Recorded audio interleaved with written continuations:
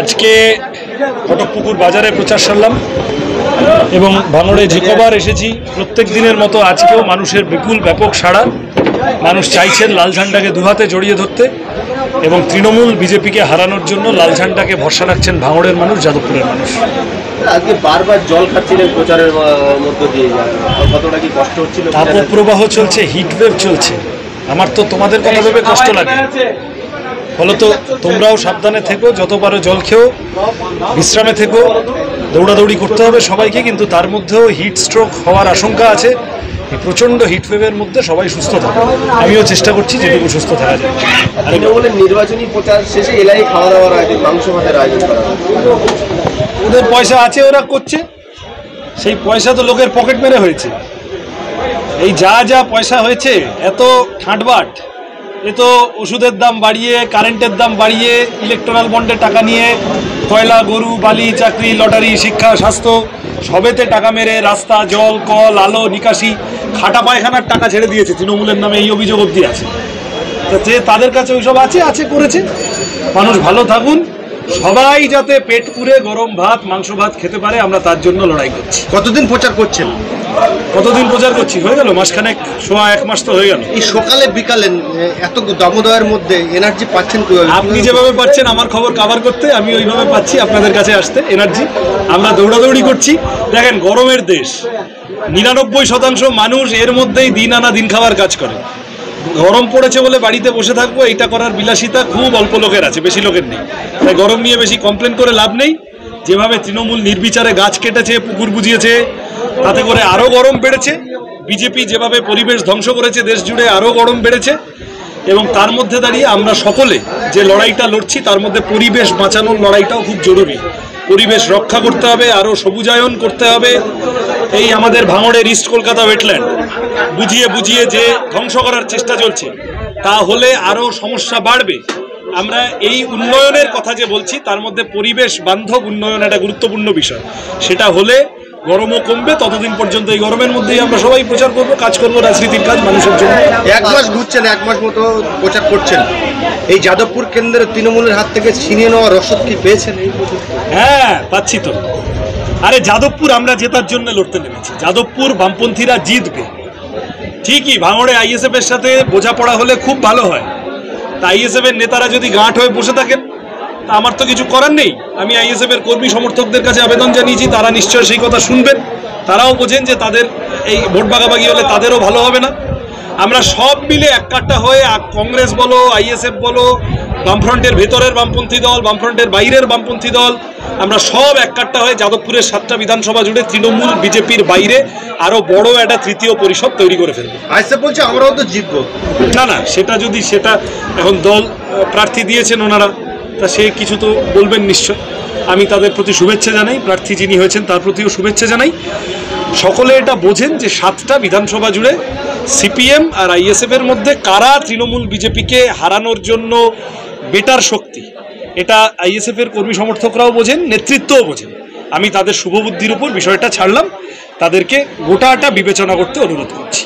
তীব্র গরম পড়ছে, তার মধ্যে এখনো পর্যন্ত অঞ্চলের বেশ কিছু এলাকায় ইলেকট্রিক পৌঁছায়নি। আবাদপাড়া এলাকায় রাস্তাঘাট নেই। গতকাল ব্যাহত এলাকায় নির্বাচনী প্রচারে সেখানে এসে শওকত মোল্লাকে অভিযোগ জানিয়েছেন স্থানীয় মহিলারা। কেন, তোমাদের এই পঞ্চায়েত ভোটের সময় তৃণমূল যে দেওয়াল লিখেছিল ঝকঝকে রাস্তা, চকচকে আলো, মনে আছে? চকচকে রাস্তাও নাই আর ঝকঝকে আলোও নাই। এই যে পশ্চিমবঙ্গে শিল্প আসে না তৃণমূল আমলে, তাই জন্য বিদ্যুৎ উদ্বৃত্ত হয়। সেই বিদ্যুৎ তারে ল্যাম্পপোস্টে পেঁচিয়ে নষ্ট করছে, মানুষের কাছে বিদ্যুৎ না পৌঁছে।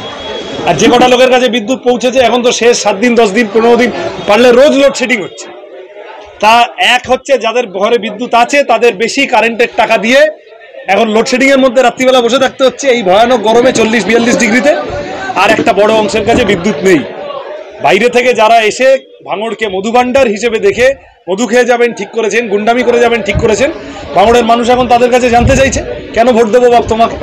আমি তাদের পাশে আছি এবং অঙ্গীকার করতে পারি এমপির ক্ষমতার থেকে, এমপির সীমিত ক্ষমতায় জিতে এলে সব ঘরে বিদ্যুৎ পৌঁছানোর জন্য যতদূর লড়াই নিজের টাকা থেকে যা করা যায় সবটা করার চেষ্টা করব। তৃণমূল কংগ্রেস উন্নয়ন দেখিয়ে লক্ষ্মীর ভান্ডার দেখিয়ে জনসাধারণ মানুষের কাছে ভোট চাইছে, আপনি কি দেখিয়ে সাধারণ মানুষের কাছে ভোট চাইছেন?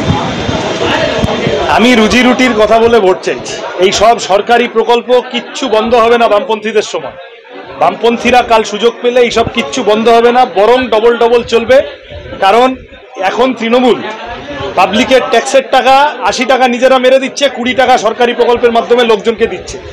আমরা পারলে 100 টাকাই মানুষের জন্য খরচা করব, কোনো অসুবিধা নেই।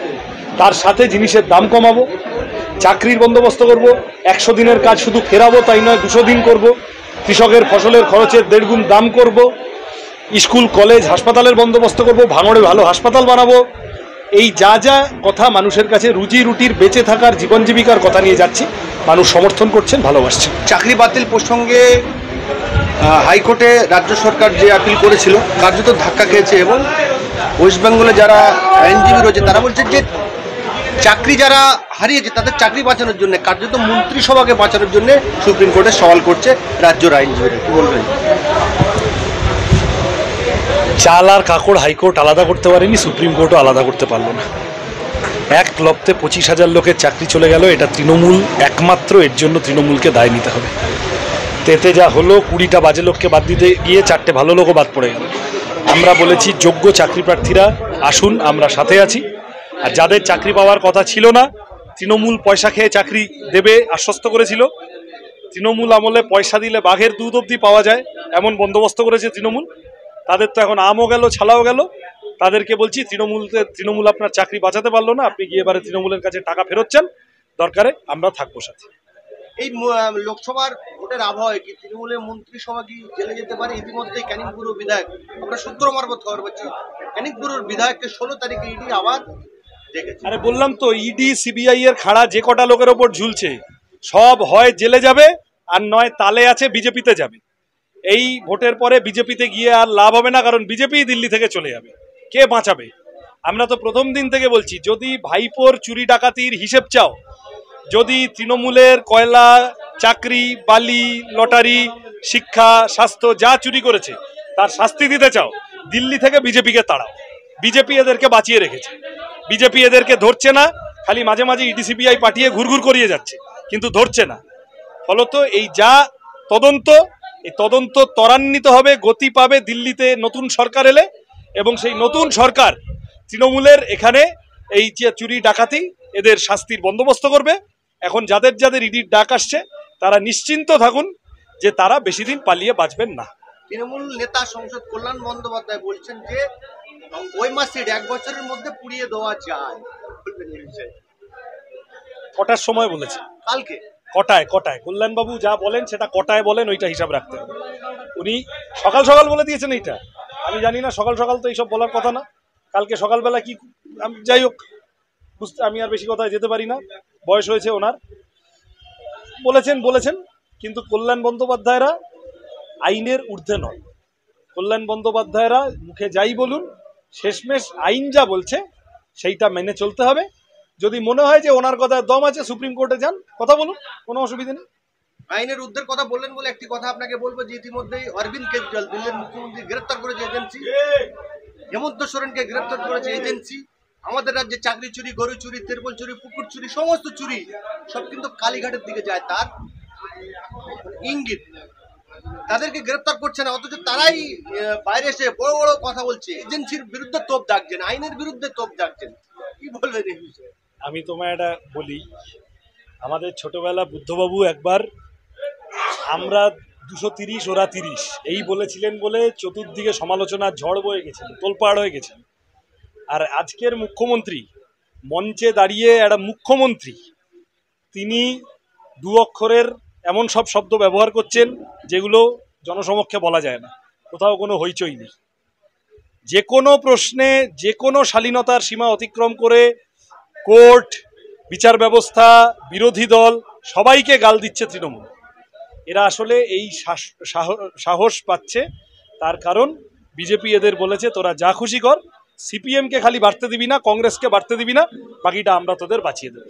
তৃণমূল নেতা মিঠুন চক্রবর্তী কালকে একটি সংবাদ মাধ্যমকে স্বাক্ষর করে বলেছে যে এই মমতা ব্যানার্জি এবং যারা তৃণমূলে যারা নেতা মন্ত্রীরা অশ্লীল ভাষা ব্যবহার করছে, কেন্দ্র যে আছে তারা আমাদের হাত বেঁধে দিয়েছে, না তো আমাদের মতো আমরা দেখতাম কেন্দ্র আমাদের মিঠুন বাবুকে যে কে কখন হাত বাঁধে বুঝি না।